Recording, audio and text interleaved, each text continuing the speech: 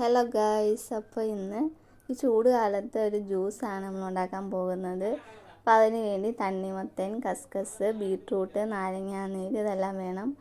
പിന്നെ അതുപോലെ തന്നെ തണ്ണിമത്തൻ നമ്മൾ ജ്യൂസറിലിട്ട് നന്നായിട്ട് അടിച്ചെടുക്കണം.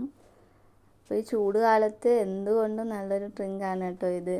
നമുക്ക് പുറത്തോട്ട് ഇറങ്ങിയാലായാലും എന്തൊരു ചൂടാണ്. അപ്പം വീട്ടിലിരിക്കുന്നവർക്ക് ഏറ്റവും ബെസ്റ്റായിട്ട് ഒരു ചെയ്യാൻ പറ്റുന്ന ഒരു ജ്യൂസാണ് തണ്ണിമത്തൻ. അപ്പോൾ അതുപോലെ തന്നെ തണ്ണിമത്തൻ മാത്രമല്ല, ബീട്രൂട്ടും നമ്മൾ ഇതിനകത്ത് ആഡ് ചെയ്യുന്നുണ്ട്. അപ്പോൾ ബീട്രൂട്ടും നന്നായിട്ട് അടിച്ചെടുക്കണം കേട്ടോ.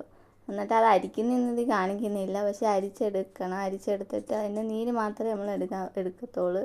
പിന്നെ അതുപോലെ തന്നെ നാരങ്ങ നീരും പിഴിഞ്ഞ് വെച്ചിട്ടുണ്ട്, അതും നമ്മളിതിൽ ചേർക്കണം.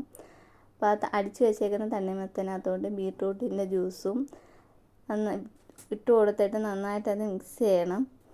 മിക്സ് ചെയ്തിട്ട് പിന്നെ നമ്മൾ നാരങ്ങ നീര് ഒഴിക്കണം. നാരങ്ങ നീര് ഇതിലോട്ട് ആഡ് ചെയ്യുമ്പോൾ തന്നെ ഇതിനകത്ത് ചെറിയൊരു പുളിപ്പ് വരും. അപ്പോൾ കുടിക്കാൻ നല്ല ടേസ്റ്റാണ്. അപ്പോൾ അത് നന്നായിട്ട് മിക്സ് ചെയ്യണം.